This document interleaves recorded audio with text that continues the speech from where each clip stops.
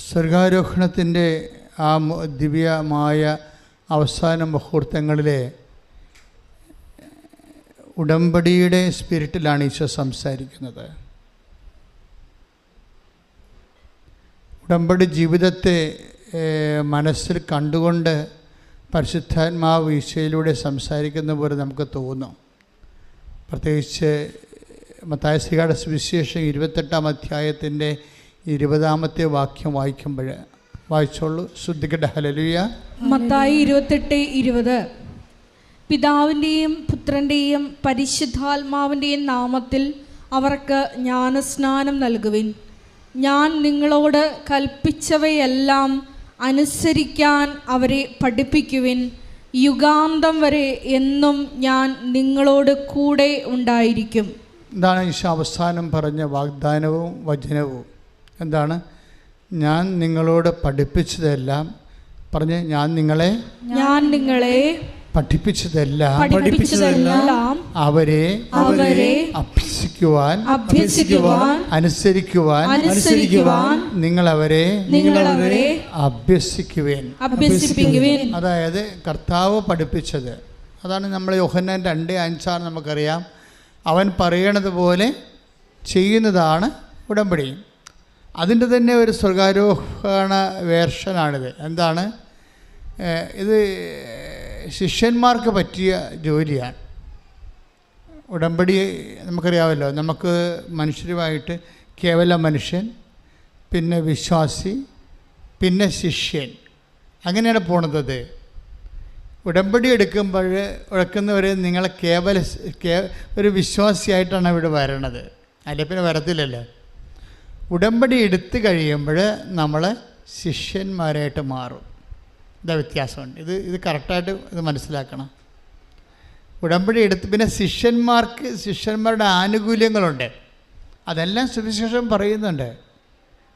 ഉടമ്പടി എടുക്കുമ്പോൾ നമ്മൾ വിശ്വാസം, ഇപ്പം നമ്മൾ കേവല വിശ്വാസി എന്ന നിലയിലാണ് ഉടമ്പടിയിലേക്ക് പ്രവേശിക്കുന്നത്. ഉടമ്പടി എടുത്തു കഴിയുമ്പോൾ നമ്മൾ മത്തായിയുടെ സുവിശേഷം 28:19 വായിച്ചേ. ശ്രദ്ധിക്കട്ടെ. ഹല്ലേലൂയ. 28:19 ആകയാൽ നിങ്ങൾ പോയി എല്ലാ ജനതകളെയും ശിഷ്യപ്പെടുത്തുവിൻ. Praise the lord. ഈശോ പറഞ്ഞ അവസാന വാക്കിൽ ഒന്നാണ്. എന്താണ്? എല്ലാ ജനതകളെയും ശിഷ്യപ്പെടുത്തുവിൻ. ഇനി എങ്ങനെയാണ് ശിഷ്യപ്പെടുത്തുന്നതെന്നാണ് മത്തായിയുടെ സുവിശേഷം 28:19 പറയണത്. നിങ്ങൾ എല്ലാ ജനതകളെയും നിങ്ങൾ പോയി എല്ലാ ജനതകളെയും ശിഷ്യപ്പെടുത്തുവിൻ. അപ്പൊ ഇനി എങ്ങനെയാണ് ശിഷ്യപ്പെടുത്തുന്നത്? അതാണ് 28:20 പറയണത്. ഒന്നിനു വായിച്ചേ. പിതാവിൻ്റെയും പുത്രൻ്റെയും പരിശുദ്ധാത്മാവിൻ്റെയും നാമത്തിൽ അവർക്ക് ജ്ഞാനസ്നാനം നൽകുവിൻ. ഞാൻ നിങ്ങളോട് കൽപ്പിച്ചവയെല്ലാം അനുസരിക്കാൻ അവരെ പഠിപ്പിക്കുവിൻ. ജ്ഞാനസ്നാനം അവിടെ നിൽക്കട്ടെ. ജ്ഞാനസ്നാനം പലതരമുണ്ട്. വിശ്വാസത്തെ ജ്ഞാനസ്നാനമുണ്ട്. ഇപ്പം ഈ കഴിഞ്ഞ ദിവസങ്ങളിൽ എന്താ സംഭവിച്ചത്? പരിശുദ്ധ മാർപ്പാപ്പ കത്തോലിക്ക സഭയിലല്ലാത്ത 21 പേരെ വിശുദ്ധരുടെ പട്ടികയിൽ ചേർത്ത്. അതിനുള്ള കാരണം എന്താണ്? അവർ ജലത്താൽ മാത്രമല്ല രക്തത്താലും ജ്ഞാനസ്നാനം സ്വീകരിച്ചെന്നാണ്. ISI തീവ്രവാദികൾ പട്ടാപ്പകൽ കൊന്ന 21 പേര് മാർപ്പാപ്പ കോപ്റ്റിക് സഭ, കത്തോലിക്ക സഭയല്ല, വേറൊരു സഭയാണ്. ക്രൈസ്റ്റ് ഹോണർ ചെയ്യുന്ന വേറൊരു സഭയാണ്, ഈജിപ്ഷ്യൻ സഭയാണ്. ഇപ്പം കത്തോലിക്ക സഭയിലേക്ക് ഇവിടെ വരുമ്പോൾ, നമുക്ക് കേരളത്തിലേക്ക് വരുമ്പോൾ എന്തോ ഒരു ജ്വലിച്ച് നിൽക്കുകയാണ്. എത്രയോ മനുഷ്യരാണ് സഭയുടെ ജീവനാടി പോലെ പ്രവർത്തിക്കുന്നത്. ഞാൻ ഈജിപ്തിൽ ചെന്നപ്പോൾ ഈജിപ്ഷ്യൻ കോപ്റ്റിക് സഭയാണ്. അപ്പം ഞാൻ ഈജിപ്തിൽ ചെന്നപ്പോൾ ഔസപിതാവും മാതാവും ഉണ്ണിയേയും കൊണ്ട് ഒളിച്ച് താമസിച്ച സ്ഥലമുണ്ട്. ബെത്ലഹേമിൽ നിന്ന് അവർ ഓടിപ്പോന്നപ്പോൾ അത് ഈജിപ്തിലാണ്, കെയ്റോയിലാണ്. അപ്പോൾ അതൊരു പള്ളിയാണ്, കൊച്ചു പള്ളിയാണ്, ഇതുപോലെ ചാപ്പലാണ്. പക്ഷെ അതിൻ്റെ അകത്ത് കയറിയപ്പോൾ എനിക്ക് സങ്കടമായിപ്പോയി. കാര്യം ഞാനേ ഉണ്ടായിരുന്നുള്ളൂ എൻ്റെ അകത്ത്. ഔസപിതാവും മാതാവ് ഒളിച്ചിരുന്ന സ്ഥലമാണ് ഉണ്ണിയേയും കൊണ്ട്. അവിടെ നിന്ന് ഓടി വന്ന് ഇവിടെ താമസിച്ചപ്പോൾ പാരമ്പര്യമായിട്ട് 2000 കൊല്ലങ്ങളായിട്ട് ആ സ്ഥലം മനസ്സിലാക്കി അന്നത്തെ വിശ്വാസികൾ ഒരു പള്ളി പണിതിരിക്കുകയാണ്. ആ പള്ളിയുടെ അകം നോക്കിയപ്പോൾ എനിക്ക് സങ്കടം തോന്നിപ്പോയി. കോപ്റ്റിക് സഭ, ഈജിപ്ഷ്യൻ കോപ്റ്റിക് സഭയുടെ പള്ളിയാണത്. അനാലങ്കൃതമായിരിക്കുന്നു. അത്രയ്ക്കേറെ ഒരു ഇപ്പം ഇവിടെ തന്നെ നമ്മളെന്ത് ലളിതമാണെങ്കിലും വൃത്തിയില്ലേ. പക്ഷെ അങ്ങനെ എനിക്കൊരു ഇരുണ്ട് മൂടിയൊരവസ്ഥ, ആരോ അത് നോക്കാനില്ല ഇത്രൊരവസ്ഥ എനിക്ക് തോന്നി. അവിടെ ടൂറിസ്റ്റ് കേന്ദ്രമായിട്ട് പോരും. അപ്പോൾ അവിടെയൊക്കെ വിശ്വാസം പീഡിപ്പിക്കപ്പെടുന്നുണ്ട്. അവരുടെ ആൾക്കാരെയാണ് ഈ IS കൊണ്ട് ലിബിയയിൽ വെച്ച് വധിച്ചത്.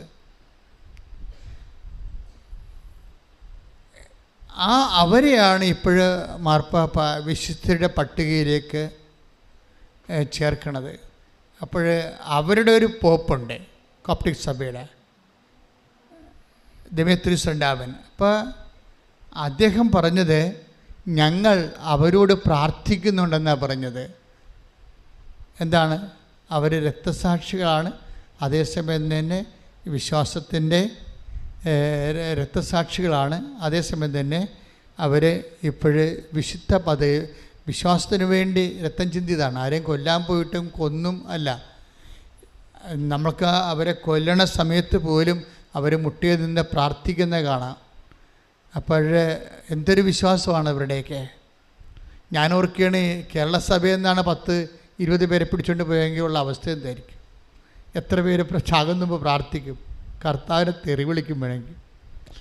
തമാശ പറയാം. ഞാനത് അവരെ കാണുമ്പോൾ ഞാൻ ഓർത്തു പോയിട്ടുണ്ട്. അപ്പോൾ നമ്മളെ സഭയിലിങ്ങനെ ഭയങ്കരമായ ഇടിമുഴക്കം പോലെയുള്ള സ്തുതിപ്പും പ്രാർത്ഥനയും ആൾക്കാരുടെ തള്ളിച്ചൊക്കെ ഉണ്ടെങ്കിലും വിശ്വാസത്തിന് വേണ്ടി വില കൊടുക്കേണ്ട ഒരു അവസ്ഥ വന്നാൽ എത്ര പേര് നിലനിൽക്കുമെന്ന് അത് കർത്താവിനറിയാം.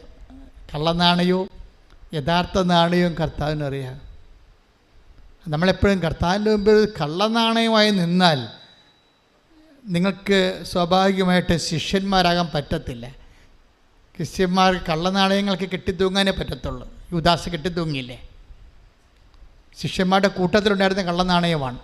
ഒരു വിഷയം വന്നപ്പോൾ മറുകണ്ഠം ചാടി കർത്താവിന് ഒറ്റുകൊടുത്ത് കെട്ടിത്തൂങ്ങി.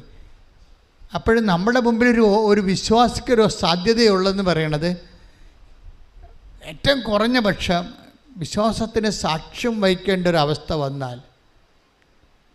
ഇന്നലെ ഇവിടെ ഒരു സാക്ഷ്യം ഞാൻ കേട്ടു, പേര് ഞാൻ പറഞ്ഞുപോയി. അവർ പറഞ്ഞു ഇത്രയേ ഉള്ളൂ, ഞാൻ തിരിയൊക്കെ എടുത്തിട്ട് വീട്ടിൽ വന്ന് പത്രമൊക്കെ കൊടുത്ത് പത്രമെല്ലാം സുവിശേഷ വേലൊക്കെ ചെയ്ത് വീട്ടിൽ വന്നപ്പോൾ അപ്പം കഥ കടച്ച് എന്നെ കയറ്റിയില്ലെന്ന് പറഞ്ഞ്, അകത്ത് കയറ്റിയില്ലെന്നാ. ഞാൻ പിന്നെ അപ്പനോട് ഗുസ്തിക്കൊന്നും പോയില്ല. അപ്പൻ്റെ അവസ്ഥ, അപ്പൻ്റെ വേറെ വിശ്വാസമാണ് അപ്പന്. അത് കാരണം ഞാൻ വീട്ടുകാരുടെ വിശ്വാസം അല്ലേ, അതുകൊണ്ട് എന്നെ കയറ്റില്ലെങ്കിൽ കുഴപ്പമില്ല, ഞാൻ അറയത്ത് കിടന്നോളാം ഈശോയ്ക്ക് വേണ്ടിയെന്ന് പറഞ്ഞിട്ട് അവളത് ഉൾക്കൊണ്ട്.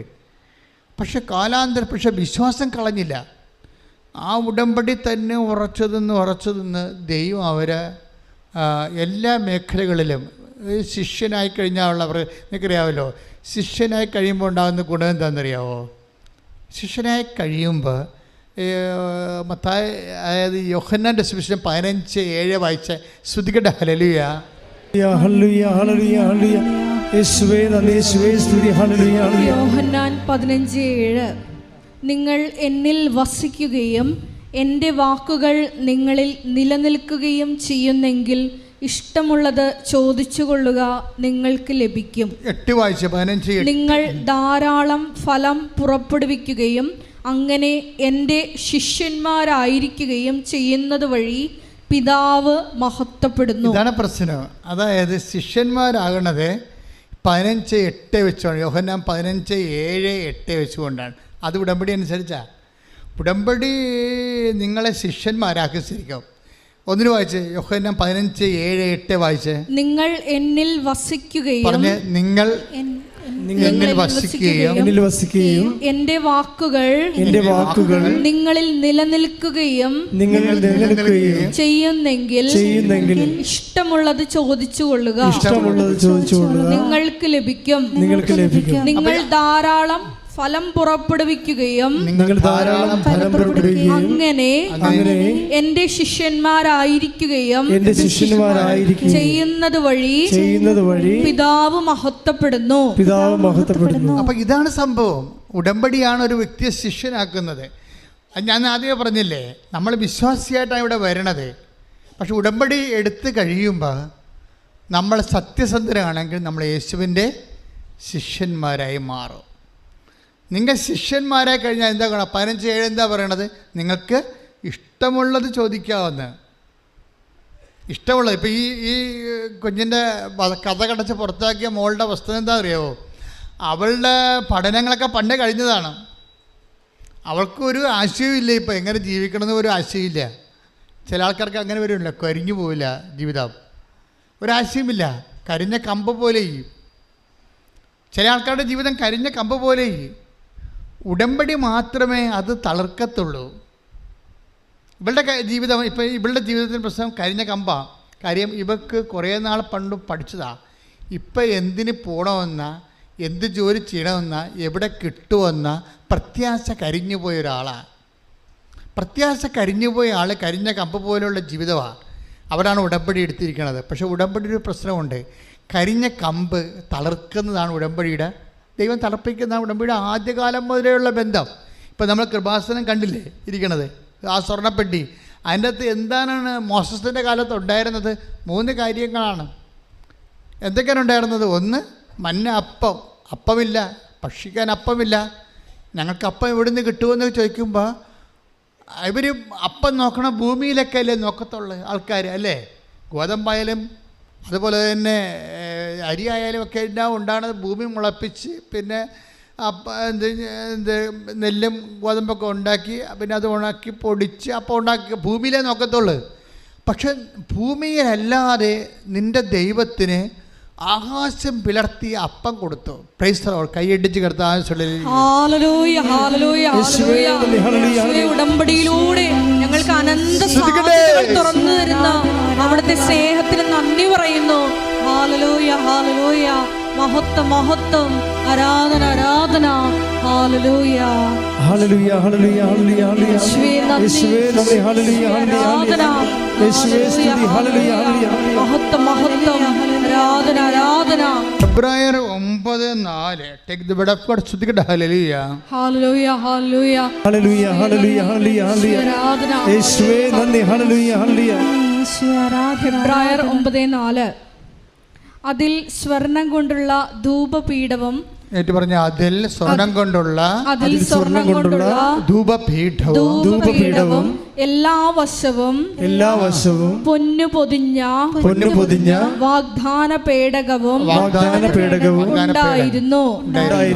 മന്ന വച്ചിരുന്ന സ്വർണ്ണ കലശവും അഹറോന്റെ തളിർത്ത വടിയും ഉടമ്പടിയുടെ ഫലകങ്ങളും. ഹല്ലേലൂയ, ഹല്ലേലൂയ, മഹത്വം, ആരാധന, ആരാധന. ഹല്ലേലൂയ. വാഗ്ദാന പേടകത്തിലുള്ള എന്താണ്? കർത്താവിൻ്റെ വചനം. പിന്നെ എന്താണ്? ഭൂമിയിൽ നിന്നല്ലാതെ ആകാശം പിളർത്തിക്കൊണ്ടുവരുന്ന അപ്പം. ആകാശം പിളർത്തിക്കൊണ്ടുവരുന്ന അപ്പം ഇപ്പോഴും നടക്കുന്നുണ്ട്. ഇപ്പം ഞാനീ പറഞ്ഞ കൊച്ചിൻ്റെ കാര്യം എന്താണെന്നറിയോ? അവൾക്ക് ആകാശം പിളർത്തിയാണ് അപ്പം കൊടുത്തിരിക്കുന്നത്. കാര്യം അവൾ ഉടമ്പടി എടുത്ത ഉടനെ അവൾക്ക് അവളുടെ ജീവിതം കരിഞ്ഞു പോയി. വിദ്യാഭ്യാസം കുറേ കാലം മുമ്പ് കഴിഞ്ഞതാണ്. ഇനി കിട്ടുകയോ ഇല്ല, ജോലി കിട്ടുകയോ ഇല്ല എന്നറിയത്തില്ല, ടച്ച് വിട്ടുപോയി. അതാണ് കരിഞ്ഞ കമ്പെന്ന് പറയണത്. നമ്മൾ ഇതിനകത്തിരിക്കണത് എന്താണ്? തളർത്ത വടിയാണ്, അല്ലേ? എത്രയോ പേരുടെ ജീവിതമാണ് ഉടമ്പടി തളർപ്പിക്കണമെന്നറിയാവോ? അത് പ്രോമിസിൻ്റെ ഭാഗമാണ്. നിൻ്റെ കമ്പ്, നിൻ്റെ ജീവിതം കരിഞ്ഞതാണെങ്കിൽ, ഇപ്പോൾ ചിലരൊക്കെ വന്നിട്ട് ഈ 10 കൊല്ലം, ഇപ്പോൾ ഒരു IELTS അവർ IUI എടുത്തു, IVF എടുത്തു, എന്തിനവസാനം കുഞ്ഞുങ്ങളുണ്ടായില്ല എന്ന് പറഞ്ഞിട്ട് എന്താ പറയണത്? ഉടമ്പടി എടുത്തപ്പോൾ അവർക്ക് കുഞ്ഞിനെ ലഭിച്ചു. അതെന്താണ്? ശരിക്കും പറഞ്ഞാൽ തളർത്ത വടിയാണ്, കരിഞ്ഞു പോയതാണ്. ഒരു കുഞ്ഞെന്ന സ്വപ്നം പോലും കരിഞ്ഞതാണ്. എത്ര കരിഞ്ഞ വടികളാണ് കർത്താവ് തളർപ്പിച്ചിരിക്കുന്നത്. കൈയടിച്ച് കർത്താവ്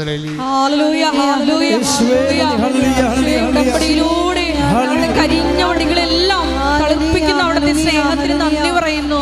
ഹല്ലേലൂയ, ഹല്ലേലൂയ, മഹത്വം, മഹത്വം, ആരാധന, ആരാധന. ഹല്ലേലൂയ. പരിശുദ്ധ പരമദിവ്യകാരുണ്യത്തിന് ആരാധനയും സ്തുതിയും പുകഴ്ചയും ഉണ്ടായിരിക്കട്ടെ. അപ്പോൾ ഇവളെ സംബന്ധിച്ചിടത്തോളം അപ്പ ഇങ്ങനെ പറഞ്ഞു, വീട്ടുകാരെല്ലാം എതിർത്ത് നിന്നാലും വിശ്വാസം കളഞ്ഞില്ല. അവൾ ആ പ്രേക്ഷിത പ്രവർത്തനങ്ങൾ നമ്മളെപ്പോഴും സംഭവിക്കണമെന്ന് വെച്ചാൽ, നിങ്ങൾ പ്രാർത്ഥന ചൊല്ലിയത് കൊണ്ട് മാത്രം, അച്ഛൻ കുർബാനയ്ക്കും പറഞ്ഞു, നേരത്തെയും പറഞ്ഞു, ഇത് ഒരു പ്രാർത്ഥനയായിട്ട് റെഡ്യൂസ് ചെയ്താൽ നിങ്ങൾ ഒരിക്കലും ശിഷ്യന്മാരായി മാറത്തില്ല. ആ പഴയ വിശ്വാസിയായിട്ട് തന്നെ മാറും. മനസ്സിലായ? ഇപ്പം ഇതിൻ്റെ അകത്ത് 3 ഘടകങ്ങളില്ലേ? എന്തൊക്കെയാണ് ഉള്ളത്? ഒന്ന്, പ്രാർത്ഥനാ രീതിയുണ്ട്. 20% പ്രത്യക്ഷീകരണ പ്രാർത്ഥന. ലിസി കോഴിക്കോടിൻ്റെ സാക്ഷ്യം ആണല്ലോ ഇപ്പോൾ കത്തി നിൽക്കണത് അല്ലേ? അതിന് കത്തുക തന്നെ ചെയ്യും. കാര്യം അത് ഒരു ഉടമ്പടിയുടെ സർവകലാശാലയാണ് ആ സാക്ഷ്യം. കോളേജല്ല, പല കോളേജുകൾ കൂടിയ ഒരു സർവകലാശാലയാണ്. അതിനകത്ത് ഒരു സാക്ഷ്യം, അതിൻ്റെ അകത്തൊരു വാക്കുകൾ പറയുന്നുണ്ട്. ഞാൻ കടക്കാരെന്നെ തന്തക്ക് വിളിച്ച് എൻ്റെ ചങ്കും കരുണം പൊട്ടി ഞാൻ കിടന്ന് കർത്താവുമായിട്ട് യുദ്ധത്തിലായി. എനിക്ക് എവിടുന്ന് കാശ് കിട്ടാനാണ്? ഈ ഫോൺ എടുത്താൽ തന്തക്ക് വിളി മാത്രമാണ് കേൾക്കണത്. ഞങ്ങൾ ആത്മഹത്യ ചെയ്യും, ഞാനിപ്പോൾ അങ്ങോട്ട് വരും, നീ എവിടെയാണെന്നൊക്കെ ചോദിച്ചുകൊണ്ട് പിന്നെ പറയുന്നത് ഡാഷാണ്. ഇതാണ്. ഇങ്ങനെ അവസാനം ഇവൾ മടുത്ത് സങ്കടം കൊണ്ട് മനസ്സ് കലങ്ങി കിടന്ന് ഉറങ്ങി പ്രത്യക്ഷീകരണ പ്രാർത്ഥിച്ചെല്ലാം മറന്നുപോയി.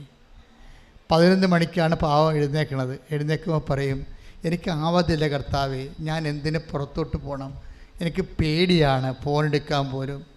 അപ്പോഴും എന്നിട്ട് പറയണേ, എനിക്ക് എഴുന്നേറ്റ് തിരികെത്തിക്കാൻ പറ്റിയില്ല, അതുകൊണ്ട് ഞാൻ മനസ്സിൽ നീലത്തിരി സ്വപ്നം കണ്ട്, അതായത് മനസ്സിൽ നീലത്തിരിയെക്കുറിച്ച് ഞാൻ കത്തിക്കുന്നതിൻ്റെ ഓർത്തുകൊണ്ട് അവിടെ കിടന്നുകൊണ്ട് പ്രത്യക്ഷീകരണ പ്രാർത്ഥന ചൊല്ലിയെന്ന് കൈയിട്ടിച്ച് കർത്താവ്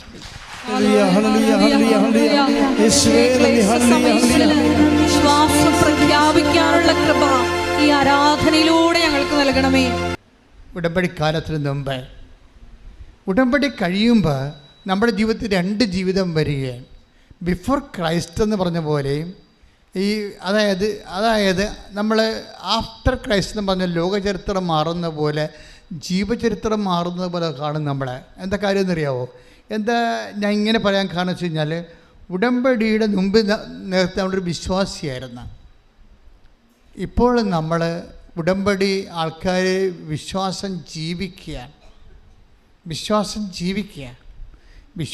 ജീവിക്കുകയല്ല, വിശ്വാസം പ്രഖ്യാപിക്കുകയും വിശ്വാസം ജീവിക്കുകയും ചെയ്യും. നമുക്ക് അച്ഛൻ നേരത്തെ നിങ്ങൾ പറഞ്ഞിട്ടില്ലേ, വിശ്വാസം നമുക്ക് പ്രെയർ ചെയ്യാം, പ്രാർത്ഥിക്കാം. അതൊരു പ്രിലിമിനറി ABCD ലെവലാണ് വിശ്വാസം പ്രാർത്ഥിച്ചു പോണത്. പിന്നെ നമുക്ക് വിശ്വാസം പ്രഖ്യാപിക്കാം. എന്ന് പറയുമ്പോൾ വിശ്വാസം പ്രാർത്ഥിക്കുന്നതിന് ജസ്റ്റ് ഒരു അറിവ് വേണം. ഒരു മൈൽഡ് സിംഗിൾ വോൾട്ടാണത്, അറിവ് മതി. പക്ഷെ വിശ്വാസം പ്രഖ്യാപിക്കുന്നതിന് വേണ്ടി നമുക്ക് ഇച്ഛാശക്തി വേണം, വിൽ പവർ വേണം. അവിടെയാണ് പ്രശ്നം.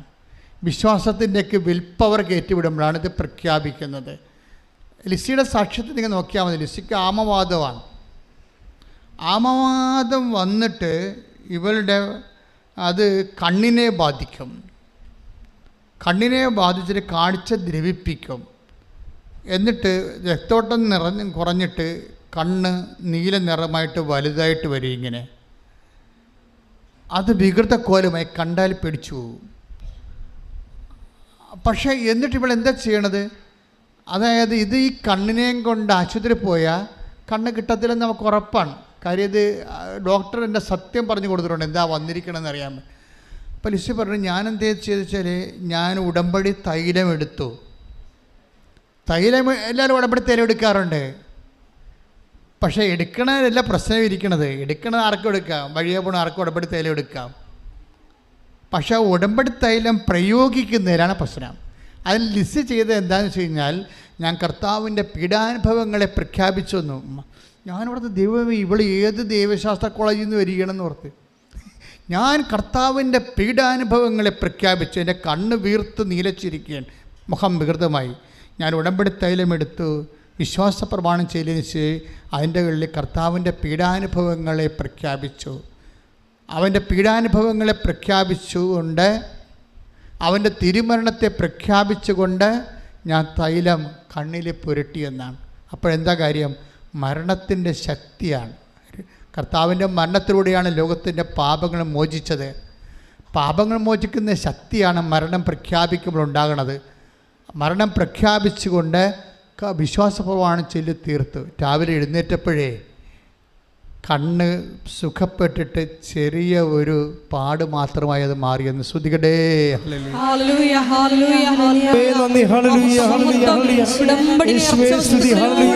അവിടുത്തെ ശക്തി പ്രകടമാക്കുന്ന വലിയ കാരുണ്യത്തിന് നന്ദി പറയുന്നു. ഭാവന എന്ന് പറയണത് ഇപ്പം പ്രാർത്ഥന, പ്രഖ്യാപനം അഥവാ പ്രഘോഷണം, അങ്ങനെ പിന്നെ പ്രയോഗം, ഇതെല്ലാം വിശ്വാസത്തിൻ്റെ അട്രിബ്യൂഷൻസാണ്. നമുക്ക് നിർഭാഗ്യവശായി സാധാരണ ആൾക്കാർക്ക് പ്രാർത്ഥന മാത്രമേ അറിയത്തുള്ളൂ. ഉടമ്പടി, അതുകൊണ്ടാണ് ഞാൻ പറയണത് ഉടമ്പടി പ്രാർത്ഥനയിലെ വർക്കൗട്ട് ചെയ്യത്തില്ലെന്ന്. പ്രാർത്ഥന മാത്രമേ അറിയത്തുള്ളൂ. അതിന് പ്രഖ്യാപനമുണ്ട്, പിന്നെ പ്രയോഗമുണ്ട്. കർത്താവിൻ്റെ മരണത്തെ പ്രഖ്യാപിക്കുന്നു ലിസി. പിന്നെ എന്താണ്? അതിൻ്റെ അടയാളമായി അവൾ കർത്താവിൻ്റെ ശക്തിയെ, നമ്മുടെ ബലഹീനതയിലാണ് ദൈവത്തിൻ്റെ ശക്തി. അതാണ് സംഭവം. 2 കൊറിന്ത്യസ് 19:10-9 വായിച്ച് ശ്രദ്ധിക്കട്ടെ. ഹല്ലേലൂയ. 2 കൊരിന്തോസ് 12:9. സോറി. എന്നാൽ അവിടുന്ന് എന്നോട് അരുളി ചെയ്തു. എന്നാൽ പറഞ്ഞേ. എന്നാൽ അവിടുന്ന് എന്നോട് അരുളി ചെയ്തു. നിനക്ക് എൻ്റെ കൃപ മതി. എന്തെന്നാൽ ബലഹീനതയിലാണ് എൻ്റെ ശക്തി പൂർണ്ണമായി പ്രകടമാകുന്നത്. ഇത് ഈ വചനം ഈ വചനമാണ് ഉടമ്പടിയുടെ കാര്യം എന്ന് പറഞ്ഞ് ബലഹീനതയിലാണ് നിനക്കെന്റെ കൃപ മതി. എന്തെന്നാൽ ബലഹീനതയിലാണ് എൻ്റെ ശക്തി. ആരുടെ ശക്തിയാണ്? ദൈവത്തിൻ്റെ ശക്തി. അപ്പം ദൈവത്തിൻ്റെ ശക്തി നമ്മുടെ ആരോഗ്യത്തിൽ വർക്കൗട്ട് ചെയ്യത്തില്ല, 0 മെറിറ്റിലെ വർക്ക് ചെയ്യത്തുള്ളൂ. നമ്മൾ ഉടമ്പടിയുടെ പ്രഖ്യാപിത നിയമം എന്താണ്? Not by merit but by grace. നിങ്ങളുടെ യോഗ്യത കൊണ്ടല്ല, എൻ്റെ കൃപ കൊണ്ടെന്ന്. പക്ഷേ കൃപ വർക്ക് ചെയ്യണത് എവിടെയാണ്? 0 മെറിറ്റിലാണ്. അതാണ് ബലഹീനതയിലാണ്. പറഞ്ഞേ. 12:9 2 കൊറിന്ത്യൻസ്. എന്താണ്? ബലഹീനതയിലാണ് ദൈവത്തിന്റെ കൃപ പ്രവർത്തിക്കുന്നത്. അപ്പൊ ഈ ബലഹീനം എന്ന് പറയുമ്പോൾ ഇപ്പൊ അവളുടെ കണ്ണ് രോഗിയായി, കണ്ണ് പഴുത്തിരിക്കുന്നു, അത് ബലഹീനമായി അല്ലേ?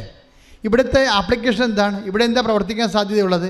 ദൈവത്തിൻ്റെ ശക്തിയാണ്. ദൈവത്തിൻ്റെ ശക്തി ഇങ്ങനെ ഈ ബലഹീനമായ കണ്ണുകളിലേക്ക്, കാഴ്ച നഷ്ടപ്പെട്ടുകൊണ്ടിരിക്കുന്ന കണ്ണുകളിലേക്ക് ദൈവത്തിൻ്റെ ശക്തി പ്രവഹിക്കുന്നതിന് വേണ്ടിയാണ് ഈ ഉടമ്പടി തൈലം ദൈവത്തിൻ്റെ ഒരു ശക്തിയുടെ പ്രതീകമായിട്ടാണ് നമ്മളിത് തേക്കണത്. എന്നിട്ട് അപ്പോൾ പ്രഖ്യാപനം ഉണ്ടാകണം. ലിസിയ അതങ്ങനെ വെറുതെ തേച്ചാൽ പോലും, നമ്മൾ കുളിക്കാൻ നേരത്തെ എണ്ണ എടുത്ത് തേക്കത്തില്ലേ, അങ്ങനെ തേച്ചാൽ വർക്കൗട്ട് ചെയ്യത്തില്ല.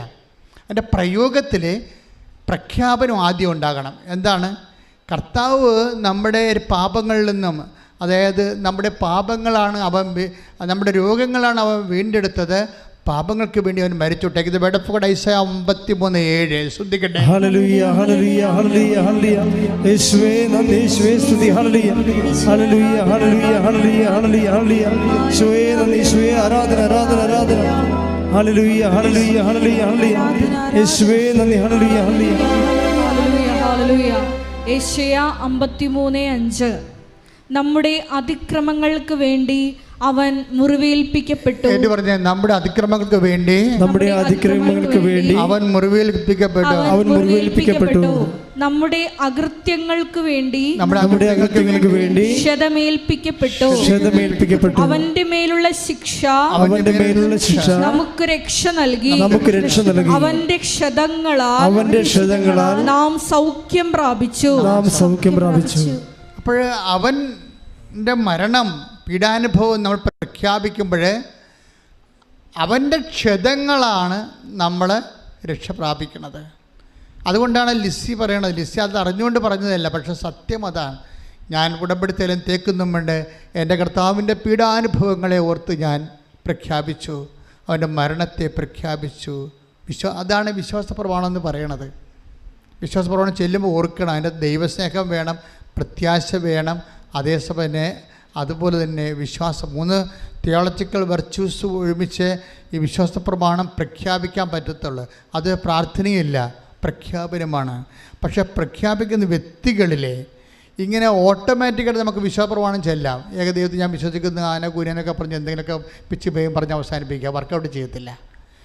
അത് നിങ്ങളുടെ ദൈവമായ കർത്താവിനെ പൂർണ്ണ ഹൃദയത്തോടെ, take the word of God, പൂർണ്ണ ഹൃദയത്തോടെ, നിങ്ങളുടെ ദൈവമായ കർത്താവിനെ പൂർണ്ണ ഹൃദയത്തോടെ പറഞ്ഞ്, നിങ്ങളുടെ ദൈവമായ കർത്താവിനെ പൂർണ്ണ ഹൃദയത്തോടെ സർവശക്തിയോടെ സ്നേഹിക്കുക. Take the word of God. സ്തുതിക്കട്ടെ. ഹല്ലേലൂയ. യേശുവേ നന്ദി. ഹല്ലേലൂയ ഹല്ലേലൂയ ഹല്ലേലൂയ ഹല്ലേലൂയ ഹല്ലേലൂയ ഹല്ലേലൂയ.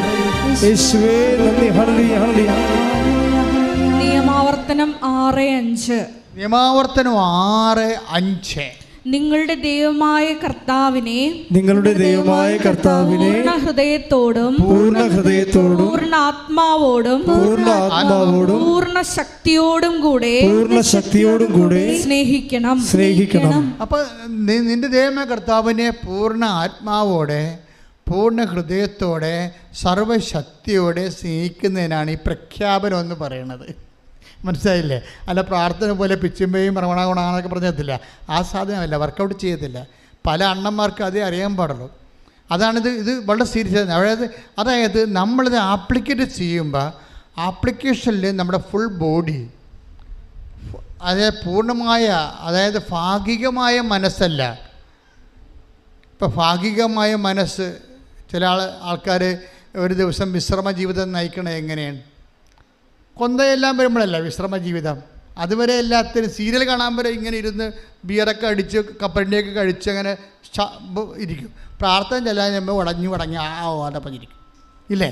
വിശ്രമ ജീവിതത്തിന് വേണ്ടിയാണ് അവർ ഉപയോഗിക്കുന്നത്. അവരുടെ പൂർണ്ണ മനസ്സില്ല അവിടെ. ഇവിടെ എത്ര പേര് സാക്ഷ്യം പറഞ്ഞു, ഞാൻ സീരിയൽ 18 കൊല്ലം കണ്ടതാണ്, ഇപ്പം ഞാൻ കാണുന്നത് ഉടമ്പടി ധ്യാനമാണെന്ന്. കൈയിട്ടിച്ച് കർത്താവിനെ സ്തുതിക്കുന്നു. ഹല്ലേലൂയ ഹല്ലേലൂയ ഹല്ലേലൂയ. യേശു ഉടമ്പടിയിലൂടെ ഞങ്ങളുടെ ജീവിതത്തെ പുനഃക്രമീകരിക്കുവാൻ. എനിക്ക് സങ്കടമാണ്, എനിക്ക് സന്തോഷമാണ് എന്നൊക്കെ പറഞ്ഞാണ് ലിസി ആ സാക്ഷ്യം അവസാനിപ്പിക്കുന്നത്. എന്താണ് എനിക്ക് സങ്കടം? എൻ്റെ കർത്താവിനെ ഇക്കാലങ്ങളെല്ലാം എനിക്ക് കാണാതെ പോയല്ലോ, ഞാൻ ലോകത്തിൻ്റെ വ്യാപാരിയായി ജീവിച്ചല്ലോ. എനിക്ക് സന്തോഷമാണ്, എൻ്റെ കഷ്ടങ്ങൾ കൊണ്ട് കർത്താവിനെ എനിക്ക് ഇപ്പം കാണാൻ കഴിഞ്ഞല്ലോ എന്ന്. ശ്രദ്ധിക്കട്ടെ. പ്രാർത്ഥിക്കുമ്പോഴും പ്രയോഗിക്കുമ്പോഴും ഒക്കെ ഇപ്പം കഴിഞ്ഞ ദിവസങ്ങളിൽ ഒരു സാക്ഷി, അതായത് ഒരു 14 സെൻറ്റ് സ്ഥലമാണ് അവരൊരു പാറപ്പുറത്ത് എടുത്തിരിക്കുക. 14 സെൻറ്റ് സ്ഥലം. അപ്പോൾ ആൾക്കാരെല്ലാം പറഞ്ഞ്, കാര്യം അവിടെ പണ്ട് അവിടെ താമസിച്ചതാണ്, അവിടെ നിന്ന് വിറ്റ് ചൂട്ട് കടം കയറി മുടിഞ്ഞ് തിരിച്ച് തേച്ച് കഴുകി പോയതാണ്. പക്ഷെ ഉടമ്പടി എടുത്തപ്പോൾ കർത്താവ് അവർ നാട്ടിലേക്ക് കൊണ്ടുവരും, രജിസ്ട്രേഷൻ അവരെ തിരിച്ച് കൊണ്ടുവരും. അങ്ങനെ പറഞ്ഞിട്ടുണ്ട്, വാഗ്ദാനത്തിൻ്റെ ഭാഗമാണ്, ഞാൻ നിൻ്റെ സ്വദേശത്തേക്ക് നിന്നെ മടക്കി കൊണ്ടുവരും. അതെല്ലാം ഉടമ്പടിയിലുള്ളതാണ്. ഉടമ്പടി എടുത്തോടുകൂടി കർത്താവ് വാഗ്ദാനപ്രകാരം മടക്കി കൊണ്ടുവരികയാണ്. പക്ഷേ അവർക്ക് കിട്ടിയത് വേറെ ഒരു പ്രദേശമാണ്, നാട്ടിലാണ് കിട്ടിയിരിക്കുന്നത്. പണ്ട് താമസത്തിന് അടുത്ത് തന്നെയാണ്. പക്ഷെ ഒരു പ്രശ്നമുണ്ട്, നാട്ടുകാരെല്ലാം പറഞ്ഞു ഇവിടെ വെള്ളമില്ലെന്ന് പറഞ്ഞ്, ഇവിടെ വെള്ളമില്ല, എടുക്കല്ലേ, മണ്ടത്തരമാണ്, പൊട്ടത്തരം എടുക്കരുത്, പാറപ്പുറമാണ്. അപ്പോഴവൾ പറയുന്ന വാക്കുന്നാളെ എൻ്റെ മാതാവിൻ്റെ കൂടെ ഉണ്ടെന്നാണ് പറയണത്. വെള്ളമില്ലാത്തതല്ല പ്രശ്നം, എല്ലാത്തിനും പരിഹാരം എൻ്റെ മാതാവിൻ്റെ കൂടെ ഉണ്ടെന്നാണ് പറഞ്ഞത്. അവിടെ കിണറെ കുടിച്ചിട്ട് ഇവളെന്ത് ചെയ്യുന്നത്, അവൾ വിശ്വാസപ്രമാണം ചൊല്ലി ഉപ്പെറിഞ്ഞ് അതിൻ്റെ മുഴുവൻ വെള്ളമായപ്പോൾ അടുത്തുള്ള ചേട്ടത്തി വന്നിച്ചും പറഞ്ഞ് ഞങ്ങളുടെ കുളത്തിലും വെള്ളമില്ലെന്ന് പറഞ്ഞ്, ഞങ്ങളുടെ കിണറ്റിലും. അവരും പറഞ്ഞ് നിങ്ങളിത് കൊണ്ട് വിശ്വാസപ്രമാണം ചൊല്ലി ദൈവസ്നേഹത്തോടെ വേണം ഇടാൻ. അപ്പോൾ അവർക്ക് ആവശ്യത്തിന് വെള്ളം. ഇത് പ്രയോഗമാണെന്ന് ഞാൻ പറഞ്ഞില്ലേ, സാക്ഷ്യങ്ങൾ കേട്ടാൽ മതിയല്ലോ. അതായത് ഇതിൻ്റെ അതൊക്കെ വരുന്നത് ഈ പ്രയോഗിക്കുന്ന ആൾക്കാർക്ക് ആദ്യം പ്രഖ്യാപനം ഉണ്ടാകണം. ഇത് പ്രാർത്ഥനയല്ല, അതാണ് പ്രശ്നം. പ്രാർത്ഥന കഴിഞ്ഞിട്ട് സെക്കൻഡ് സ്റ്റെപ്പിൽ വരുന്ന പ്രഖ്യാപനമാണ്. തേർഡ് സ്റ്റെപ്പിലാണ് പ്രയോഗം വരണത്. വിശ്വാസം തന്നെ ആദ്യം പ്രാർത്ഥനയാക്കും, പിന്നെ അത് പ്രഖ്യാപനമാക്കും, പിന്നെ അത് പ്രയോഗമാക്കും. ഈ പ്രയോഗമാക്കുന്നവരിൽ ഈ ഇട്ടി വെട്ടുപോലെയുള്ള ദൈവസ്നേഹം ഉണ്ടാകണം. ഇതിൻ്റെ അകത്ത് എന്ത് നിങ്ങൾ പ്രയോഗിച്ചോ, പക്ഷെ നിങ്ങൾക്ക് വിശ്വാസത്തിനേക്കാളുപരി വിശ്വാസം പോലെ ദൈവം ഒന്ന് പ്രാർത്ഥിച്ച മക്കളെ, ഒരു കൈ ഉയർത്തി പ്രാർത്ഥിച്ചു, കർത്താവായ ദൈവമേ. ഓൺലൈനിലുള്ളവരും പ്രാർത്ഥിക്കട്ടെ, കർത്താവായ ദൈവമേ, ഉടമ്പടിയിലായിരിക്കുന്ന ഞങ്ങള് വിശ്വാസം പ്രാർത്ഥിക്കുകയും വിശ്വാസം പ്രഖ്യാപിക്കുകയും വിശ്വാസം പ്രയോഗിക്കുകയും ചെയ്യുമ്പോൾ ഞങ്ങളിൽ ദൈവസ്നേഹം നിറഞ്ഞു കവിയാൻ ഓ അമ്മേ പരിശുദ്ധമ്മേ, ദൈവമാതാവേ, ഞങ്ങളിൽ ദൈവസ്നേഹം നിറയാൻ മാധ്യസ്ഥം വഹിക്കണമേ. ശ്രദ്ധിക്കട്ടെ. ഹല്ലേലൂയ, ഹല്ലേലൂയ, ഹല്ലേലൂയ, ഹല്ലേലൂയ, ഹല്ലേലൂയ, ഹല്ലേലൂയ, ഹല്ലേലൂയ, ഹല്ലേലൂയ, യേശുവേ, ഹല്ലേലൂയ, ഹല്ലേലൂയ. പ്രേയർ ആണോ ഉടമ്പടിയാണോ? ഇതിനകത്ത് പ്രാർത്ഥനയുണ്ട്, പ്രഖ്യാപനമുണ്ട്, പ്രയോഗമുണ്ട്. ഇതിനകത്തൊക്കെ high temper love of God ഉണ്ട്. ദൈവസ്നേഹം ഇല്ലെങ്കിൽ, ഇപ്പോൾ ചെറിയൊരു ഉദാഹരണം പറഞ്ഞുതരാം. ഇപ്പോൾ ഇവിടെ വണക്കമാസം നടക്കുകയാണ്. ഒരു ദിവസം വിജയകുമാർ സാറും വൈഫും കൂടി വന്ന് ഒരു വണക്കമാസം നടത്തിയായിരുന്നു. അപ്പോൾ അവരെ ഞാൻ നോക്കുമ്പോഴേ ലൈവിൽ കാണാം, അവിടെ എല്ലാം കഴുത്ത് കായിലൊക്കെ കൊന്ത ചുരുട്ടിയിട്ടിരിക്കുകയാണ് കയ്യെ. എന്നിട്ട് ഓരോ നന്മ നിറഞ്ഞ മൃഗം ചെല്ലുമ്പോഴും വിജയകുമാരൻ്റെ സാറിൻ്റെ വൈഫും സാറും കൂടി വാഴുക വാഴുക വാഴുക മരിയേ എന്ത് കേൾക്കുമ്പോൾ തന്നെ കുളിര് കയറിപ്പോവും. അത് കേൾക്കുമ്പോൾ ദൈവത്തിന് തന്നെ മനസ്സ് കുളിരണം. അല്ലാതെ ഒരു നമ്മളിങ്ങനെ വന്ന് ഒരു കടമ അങ്ങനെ നിർവഹിച്ച് റൊട്ടിയും പോലെ എന്തൊക്കെ അവതരിപ്പിച്ച് പോണ പോലെ. പ്രാർത്ഥന ഒരു അവതരണമല്ല, അതൊരു അഭിഷേകത്തിൻ്റെ ഒരു പ്രയോഗമാണ്. പ്രാർത്ഥിക്കുക, കർത്താവായ ദൈവമേ, കർത്താവായ ദൈവമേ, കർത്താവായ ദൈവമേ, കർത്താവായ ദൈവമേ, ഞങ്ങൾക്കെല്ലാം പ്രാർത്ഥനയും അതിനോട് ബന്ധപ്പെട്ട ഉടമ്പടി പ്രയോഗങ്ങളും നിയമാവർത്തനം 6 രേഖപ്പെടുത്തിയിരിക്കുന്ന പോലെ പൂർണ്ണ ഹൃദയത്തോടെ പൂർണ്ണ മനസ്സോടെ സർവശക്തിയോടുകൂടി വിശ്വാസം പ്രഖ്യാപിക്കാൻ പ്രയോഗിക്കാൻ ഉടമ്പടിയായി ജീവിക്കാൻ അഭിഷേകം നൽകണമേ. ഹല്ലേലൂയ, ഹല്ലേലൂയ, ഹല്ലേലൂയ, യേശുവേ, ഹല്ലേലൂയ, ഹല്ലേലൂയ, ഹല്ലേലൂയ, ഹല്ലേലൂയ, ഹല്ലേലൂയ. നമ്മൾ യോഹന്നാൻ്റെ സുവിശേഷം 15:8 പറഞ്ഞു, നിങ്ങൾ എൻ്റെ കൽപ്പനകൾ പാലിച്ചാൽ നിങ്ങൾ എൻ്റെ സ്നേഹിതരാകും, നിങ്ങളെൻ്റെ ശിഷ്യന്മാരാകും. ഈ ശിഷ്യന്മാരായി കഴിഞ്ഞതിന് ശേഷം വീണ്ടും നമ്മളൊരു ഗ്രേഡ് കൂടി വളരുമ്പോഴാണ് ദൈവത്തിൻ്റെ യേശുവിൻ്റെ സ്നേഹിതരാകുന്നത്. 15:8 ആദ്യം വായിച്ച ഒന്നുകൂടി. യോഹന്നാൻ 15:8 നിങ്ങൾ ധാരാളം ഫലം പുറപ്പെടുവിക്കുകയും അങ്ങനെ എന്റെ ശിഷ്യന്മാരായിരിക്കുകയും ചെയ്യുന്നത് വഴി പിതാവ് മഹത്വപ്പെടുന്നു. അപ്പം നിങ്ങൾ ധാരാളം ഫലം പുറപ്പെടുവിക്കുന്ന വഴിയാണ് നമ്മൾ ശിഷ്യന്മാരാകുന്നത്. ഈ ഫലം പുറപ്പെടുവിക്കുന്നത് എങ്ങനെയാണ്? ഉടമ്പടി വഴിയാണ്. അതാണ് 15:7 വായിച്ചേ യോഹന്നാന്റെ സുവിശേഷത്തിലെ. നിങ്ങൾ എന്നിൽ വസിക്കുകയും നിങ്ങൾ എന്നിൽ വസിക്കുകയും എന്റെ വാക്കുകൾ നിങ്ങളിൽ നിലനിൽക്കുകയും ചെയ്താൽ ഇഷ്ടമുള്ളത് ചോദിച്ചു കൊള്ളുക, നിങ്ങൾക്ക് ലഭിക്കും. അപ്പോൾ നിങ്ങൾ എന്നിൽ വസിക്കുകയും എൻ്റെ വാക്ക് നിങ്ങൾ നിലനിൽക്കുകയും ചെയ്താൽ, അതായത് അവൻ പറയണത് പോലെ ചെയ്യുമ്പോൾ, ഉടമ്പടി പ്രകാരം ജീവിക്കുമ്പോൾ, ഉടമ്പടിയായി ജീവിക്കുമ്പോൾ എന്താ സംഭവിക്കണത്? നമ്മളിലെ നിങ്ങൾക്കിഷ്ടമുള്ളത് ചോദിക്കാം. അങ്ങനെ വരുമ്പോൾ ഉടമ്പടി പ്രകാരം ജീവിക്കുമ്പോൾ എന്ത് സംഭവിക്കും? നിങ്ങൾ ധാരാളം ഫലം പുറപ്പെടുവിക്കുമെന്ന്. ധാരാളം ഫലം എന്ന് വെച്ചാൽ ഓരോരുത്തരുടെ പ്രേക്ഷിത പ്രവർത്തനം കണ്ടാൽ അറിയാം ഫലങ്ങൾ എന്തുമാത്രമാണെന്ന്. ഒരു ഫലവുമില്ലാത്ത കരിഞ്ഞതിനെക്കുറിച്ചും കർത്താവ് പറയുന്നുണ്ട്. ഉടമ്പടി എടുത്തിട്ടും കരിഞ്ഞ ആൾക്കാരെക്കുറിച്ച് പറയുന്നുണ്ട്. Take the bed of God. ഉണങ്ങിയ കമ്പ് പോലെ അത് തീയിലെറിഞ്ഞ് കത്തിച്ച് കളയുമെന്ന്. യോഹന്നാൻ്റെ സുവിശേഷത്തിൽ തന്നെ ഉള്ളതാണത്. ശ്രദ്ധിക്കട്ടെ. ഹല്ലേലൂയ, ഹല്ലേലൂയ, ഹല്ലേലൂയ, ഹല്ലേലൂയ, ഹല്ലേലൂയ. യേശുവേ നന്ദി, യേശുവേ ആരാധന, ആരാധന, ആരാധന. ഹല്ലേലൂയ, ഹല്ലേലൂയ, ഹല്ലേലൂയ, ഹല്ലേലൂയ. യേശുവേ നന്ദി, നന്ദി. ഹല്ലേലൂയ, ഹല്ലേലൂയ. വായിച്ചോളൂ. വൃക്ഷങ്ങളുടെ വേരിന് കോടാലി വയ്ക്കപ്പെട്ടു കഴിഞ്ഞു. നല്ല ഫലം നൽകാത്ത വൃക്ഷങ്ങളെല്ലാം വെട്ടി തീയിൽ എറിയപ്പെടും. ഇത് ഈശോ ഇടക്കിടക്ക് പറയുന്ന സംഭവമാണ്. ഫലം കാഴ്ചയില്ലെങ്കിൽ വെട്ടി മാറ്റപ്പെടും. അത് യോഹന്നാൻ്റെ സുവിശേഷത്തിലുമുണ്ട്. അതായത് 15:6 വായിച്ചോളൂ. യോഹന്നാൻ 15:6. യോഹന്നാൻ 15:6. എന്നിൽ വസിക്കാത്തവൻ എന്നിൽ വസിക്കാത്തവൻ മുറിച്ച ശാഖ പോലെ പുറത്തെറിയപ്പെടുകയും ഉണങ്ങിപ്പോവുകയും ചെയ്യുന്നു. അത്തരം കമ്പുകൾ ശേഖരിച്ച് തീയിലിട്ട് കത്തിച്ചു കളയുന്നു. അപ്പോൾ ഉടമ്പടി എടുത്തിട്ട് ഫലം പ്രകടിപ്പിക്കാതിരിക്കുന്ന ആൾക്കാരുണ്ട്. പ്രേക്ഷിത വരെ ഇല്ല, ജീവകാരുണ്യ പ്രവർത്തനം ഇല്ല. അതാ ഉണങ്ങിയ കമ്പെന്ന് പറയണത്. ഉടമ്പടി എടുത്തതിന് ശേഷവും വെറുതെ പ്രത്യക്ഷിക്കുന്ന പ്രാർത്ഥനയും ചൊല്ലി മാത്രം ഇരിക്കുന്ന ആൾക്കാരുണ്ട്. അത് ഫലം പ്രകടിപ്പിക്കാത്തതാണ്. അത് പ്രേക്ഷിത വരെ ഇല്ല, രോഗികളെ പോയി കാണത്തില്ല, ഓൾഡ് ഏജ് ഹോം സന്ദർശിക്കത്തില്ല, ആർക്കും വേണ്ടി കൈ നനഞ്ഞ് ഒന്നും ചെയ്യത്തില്ല. ആ പ്രാർത്ഥനയൊക്കെ ചൊല്ലി വീട്ടിൽ തിരിഞ്ഞ് കത്തിച്ചിരിക്കും. ഇതാണ് ഉണങ്ങിയ കമ്പെന്ന് പറയുന്നത്. ഇത് കത്തിച്ച് കളയുന്ന കർത്താവ് വന്നിരിക്കണം. നമ്മൾ വളരെ ശ്രദ്ധിക്കേണ്ട വിഷയമാണിത്. അല്ലെങ്കിൽ നമുക്ക് ധാരാളം ഇപ്പം ഞാൻ ആ കോട്ടയത്തെ കുഞ്ഞിനെക്കുറിച്ച് എന്താ പറഞ്ഞത്?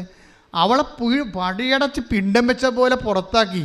പക്ഷെ പുറത്താക്കി അപ്പനോട് വൈരാഗ്യമില്ല, അമ്മയോട് വൈരാഗ്യമില്ല, സഹോദരന് വൈരാഗ്യമില്ല.